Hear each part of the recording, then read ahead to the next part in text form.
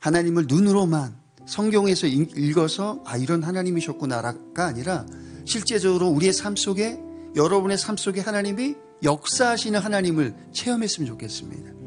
할렐루야. 오늘 이 말씀이 그 말씀이에요. 오늘 보니까 예수님이 하지 말아야 할 금기를 깼어요. 무엇이냐면 안식일에 손 마른 사람의 병을 고치신 겁니다. 유대인들은 안식일에 뭘 하면 안 됩니다. 한 예로 실제로 유대인들은요, 엘리베이터를 유대인들 안식일에는 누르면 안 돼요. 올라가야 되는데 누르면 안 돼요. 가만히 있으면 자동으로 왔다 올라갑니다. 절대로 행위를 하면 안 됩니다. 그런 정도로 안식일을 잘 지키는데 예수님이 그러한 유대인들 앞에서 하셨던 것이 손 마른 사람의 병을 고치신 거예요. 그리고 6절에 보니까 바리새인들이 나가서 곧 헤롯 왕과 함께 어떻게 하여 예수를 죽일까 의논하니라. 지금 예수님이 죽일 일을 하셨나요? 예수님이 지금 이 행위를 하시고 이렇게 생명의 위협을 받을 그런 행위를 하셨나요? 그건 아니잖아요. 생명을 죽이는 일이 아니라 병을 고치신 일을 하신 건데 유대인들은 그것이 잘못됐다고 지적을 하는 거예요. 여러분. 오늘 또 손 마른 자의 그 병을 고치신 거 말고 또 한 가지 사건이 있습니다. 중풍병자를 고치신 일이에요. 우리 마가복음 2장 10절 11절 말씀을 한번 합독하겠습니다. 시작. 그러나 인자가 땅에서 죄를 사하는 권세가 있는 줄을 너희로 알게 하려 하노라 하시고 중풍병자에게 말씀하시되 내가 네게 이르노니 일어나 네 상을 가지고 집으로 가라 하시니. 여러분, 하나님 외에는 죄 사할 수 있는 사람도 없고 신도 없습니다. 하나님만이 죄를 사하실 수가 있어요. 근데 여러분 보면 예수님이 죄를 사하시거든요. 이 중풍병자에. 물론 병도 고치셨지만 무엇이 더 쉽냐라고 말할 때 여러분, 쉬운 것은 아무것도 없습니다.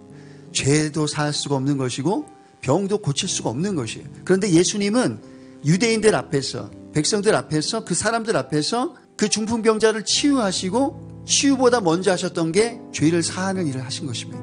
할렐루야. 이 일을 통하여서 또 한 번 예수님은 유대인들에게 핍박을 받으시는 거죠. 죽임을 당할 핍박을 받게 되신 것입니다. 또 하나 마가복음 2장 23절 28절에 보니까 안식일에 하지 말아야 할 것을 제자들이 했습니다. 그게 뭐냐면 밀밭 사이로 지나갈 때 제자들이 이삭을 자르는 행위를 했어요. 그 먹으려고 자르는 행위를 했어요. 근데 안식일에 절대 해서는 안 되는 것인데 그렇게 했습니다. 그리고 유대인들은 밥을 먹기 전에, 식사하기 전에 반드시 손을 씻는 행위를 했어요. 유전이라고 합니다. 유전. 그런데 예수님이 그 밥상 앞에서 손 씻지 않고 음식을 잡수시는 거예요. 그리고 결정적으로 예수님께서 성전 안에서 매매하는 자들을 내쫓으시면서 돈 바꾸는 자들의 상과 비둘기 파는 자들의 의자를 둘러 엎으시면서 아무나 물건을 가지고 성전 안으로 지나다님을 허락하지 아니하시고 주님이 뭐라고 말씀하시냐면 내 집은 만민이 기도하는 집이라 이렇게 말씀하셨어요. 너희는 강도의 소굴을 만들었도다 이렇게 말씀하셨어요. 여러분, 그 당시에 바리새인들이 성전에서 물건을 파고 사는 것은 그냥 의례적인 일입니다. 그런데 예수님이 그걸 보시고 상을 뒤에 엎어버리신 거예요. 그리고 표현은 그렇지만 심한 말을 하신 거예요. 여러분. 독사의 자식들아 하시면서. 그런 정도로 주님은 유대인들이 지금까지 잘 지켜왔던 그 프레임을 예수님 오셔서 그냥 깨뜨리신 겁니다.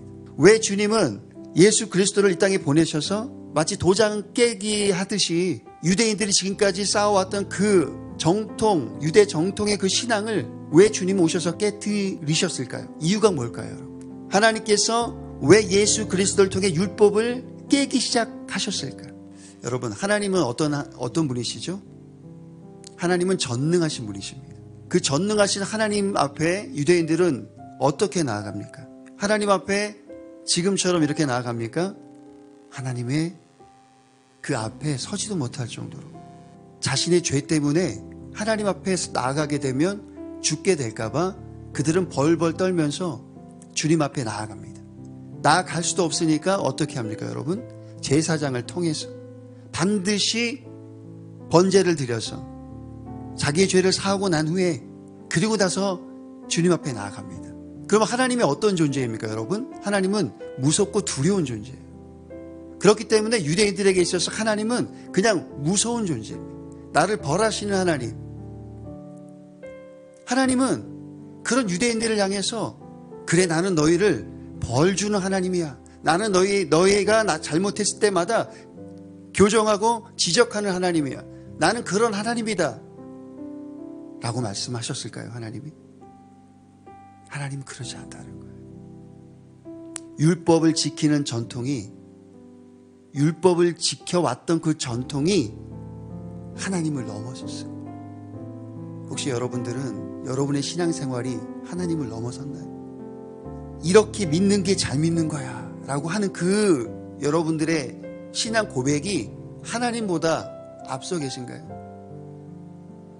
교회에서 오늘 예배하지 않습니까? 수요 예배도 드리고 금요 예배도 드리고 주일 예배도 드려요. 근데 누군가가 금요 예배에 빠졌습니다. 어쩔 수 없이. 그러면 예배에 빠지신 분이 중직이면, 재직이면 왜 안 나왔지? 라고 말하면서 그분을 향해서 한 번은 그럴 수 있지, 또 두 번째 빠지면 왜 그랬지, 세 번째 빠지면 어떻게 그럴 수가 있어. 그 잣대는 누구의 잣대예요, 여러분?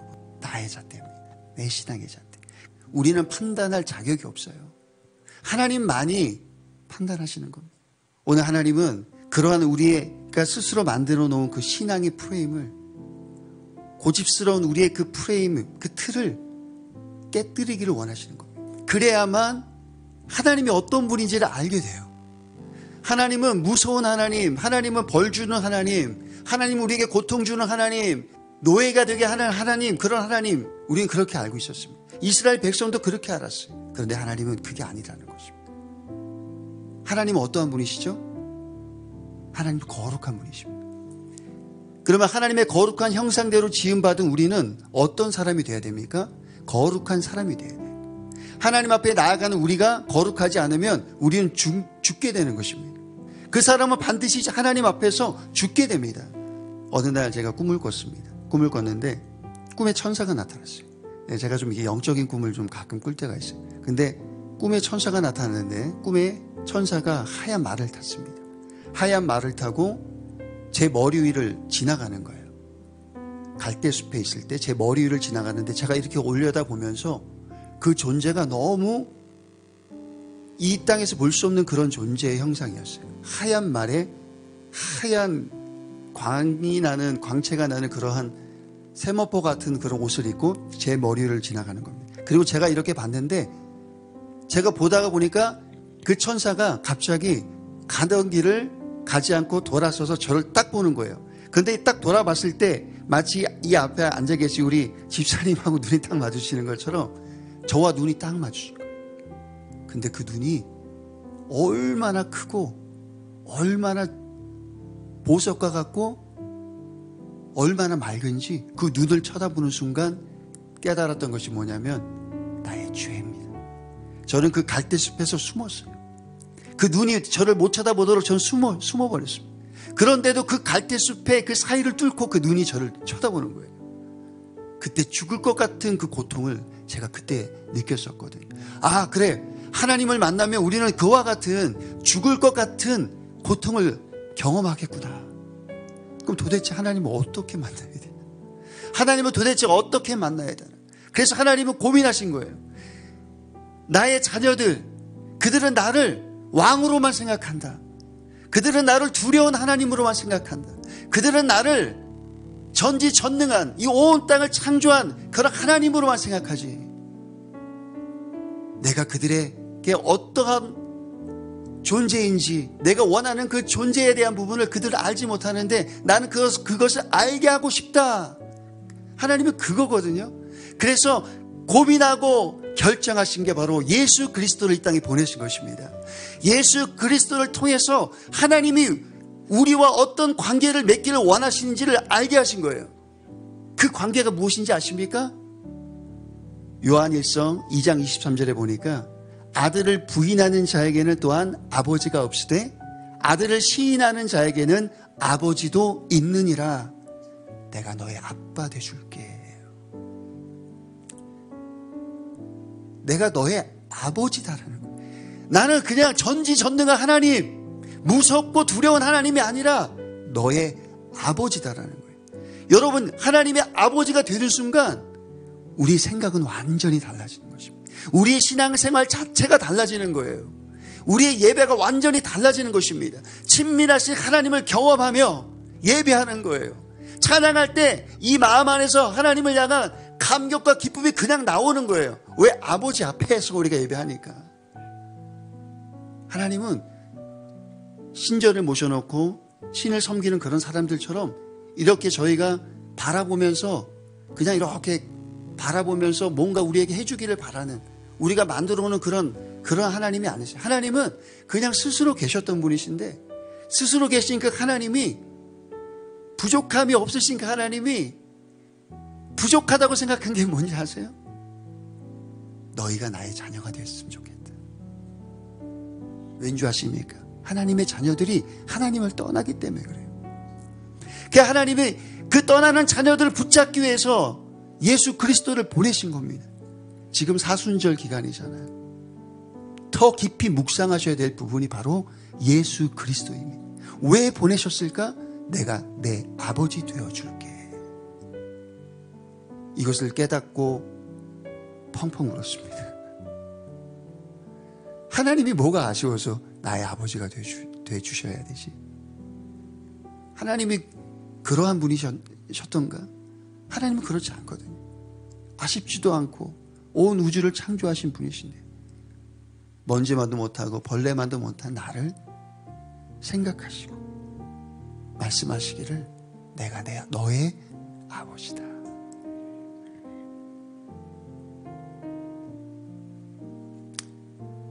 여기서 제 간증이 나옵니다. 왜 제가 방화범이었을까요? 제가 신학교 때 아르바이트를 했습니다.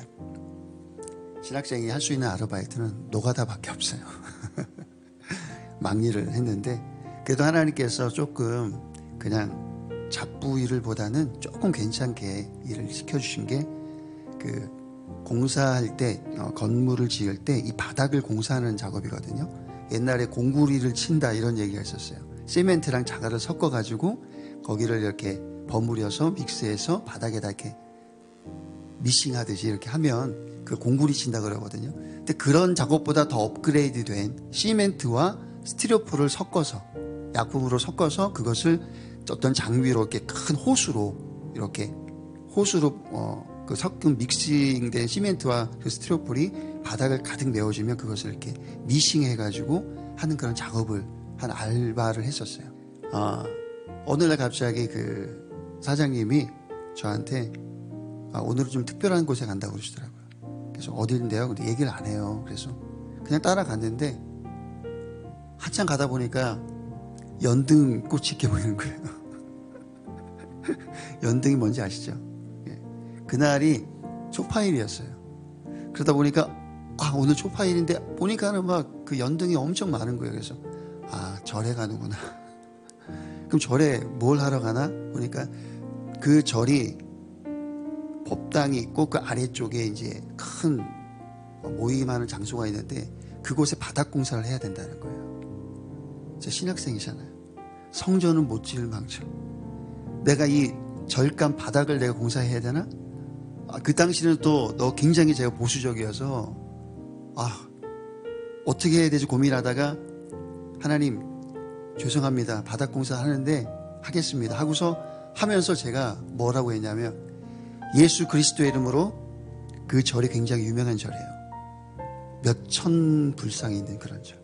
제가 구체적으로 얘기는 안 하겠는데 몇천 불상이 한 3,000개 이상 되는 그런 불상이 있는 그런 절인데 지하에 있는 곳을 공사를 하면서 제가 기도를 했어요. 예수 그리스도의 이름으로 이 절이 불탈지어다. 여러분 좀 황당하시죠? 근데 그것을요 7시간 동안 제가 선포했어요. 공사하면서. 그리고 절에서 주는 밥까지 얻어 먹어가면서 열심히 했어요. 정말 열심히 하고 예수의 이름으로 절이 불탈지어다. 저기 있는 불상들 다 타서 없어질지어다 막 선포했어요. 진짜 의협심을 가지고 하나님 저 그래야만 제가 좀 살 수 있을 것 같았어요. 왜냐하면 하나님께 너무 죄송했어. 절에 그 보수공사를 하는 일을 한다는 것 자체가 너무나 제가 용납이 안 돼가지고. 근데 돈은 벌어야 되니까 타협점이 그거였거든요. 내가 이 절을 없애야 되겠다 그래서 막 선포를 한 거예요. 그리고 나서 이제 제가 기숙사 생활을 했는데 3일 동안 알아누웠습니다. 영적 전쟁이 되게 심했던 모양이에요. 3일 동안 알아눕고 2주 후 지났는데 그냥 우연히 뉴스를 봤는데 그 절이 불타버린 거예요. 여러분 저 겁나가지고 이 이야기를 앞전에 섬겼던 교회에서 5년 전에 처음으로 제가 간증했고요. 오늘이 두 번째입니다. 절 이름을 얘기 안 해요. 제가 혹시나 몰라서. 물론 공소시효는 지나긴 했지만 제가 실제적으로 불 낸 건 아니에요. 그러니까 저는 영적으로 근데 진짜 불이 난 거예요, 여러분. 얼마나 하나님이 무섭고 정말 하나님 살아계시구나. 이 신학생 아무것도 모르는, 그때 제 나이가 21살입니다. 저 신학을 좀 일찍 했어요. 21살의 신학생이 하나님께 너무 죄송하니까 막 선포했는데 하나님은 그 절을 진짜 불태워버리신 거예요. 제가 하나님이 살아계시지 않다고 말하는 것이 어려운 사람입니다, 저는. 아멘. 하나님은 살아계십니다. 그래서 하나님은 정말 저의 아버지신 거예요, 저는.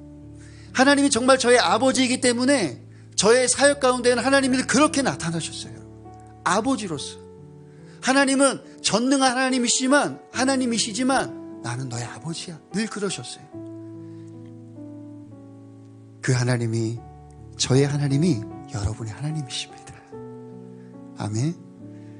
지금 어려움이 있으실 수 있잖아요. 직장 생활도 하시고 또 사업장에서, 일터에서, 또 관계 속에서. 그런데 하나님이 무엇을 원하시냐면 내가 네 아빠야. 좀 얘기 좀 해줘. 그거거든. 하나님은 듣길 원하세요. 네가 무엇이, 물론 아시지만 왜 아픈지, 왜 힘든지 그 얘기를 듣길 원하시거든요. 하나님은 아빠니까. 그 아버지가 회복되시길 원합니다. 할렐루야.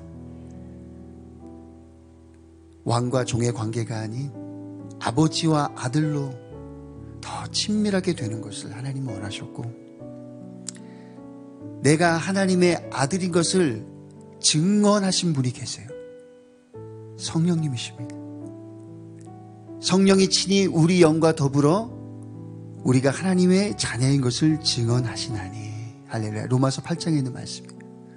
내가 하나님의 아들인 거 어떻게 알아요? 성령님이 알게 하시는 거예요. 여러분이 지금 하나님을 아버지라고 부르는 순간 증언하신 거예요. 할렐루야. 여쭤보겠습니다. 하나님이 여러분의 아버지 되십니까? 할렐루야. 그렇다면 주님이 알게 하셨고 성령님이 그것을 깨닫게 하셨기 때문에 여러분 하나님의 자녀인 것입니다. 할렐루야. 성령의 법이 죄와 사망의 법에서 우리를 해방하였기 때문에 우리는 성령의 말씀에 귀를 기울여야 하고 그 말씀에 순종하며 살아가야 합니다. 참된 자유는 여러분 하나님이 아버지 됨과 동시에 시작되는 거예요. 하나님은 우리를 구속하시고 억압하시고 강제적으로 우리를 끌어가시는 하나님이 아니라 하나님은 우리에게 물으시는 하나님이세요. 무엇을 하길 원하냐? 어떻게 하길 원하냐? 하나님은 그런 분이시거든요. 인격적으로 우리에게 다가오시는 분이 하나님이십니다. 하나님을 오해하지 않았으면 좋겠습니다. 오늘 그 하나님이 여러분을 통해서 말씀하실 것이고 여러분 안에 성령께서 알게 하실 것이고 여러분이 신앙생활할 때 그 하나님을 실제적으로 경험하며 살게 될 것입니다. 문제는 사라지게 될 것입니다. 내 앞에 있는 고통이 떠나가게 될 것입니다. 나를 어렵게 했던 관계가 다 회복될 것입니다. 그 하나님이 여러분의 하나님이시고 아버지이십니다. 할렐루야.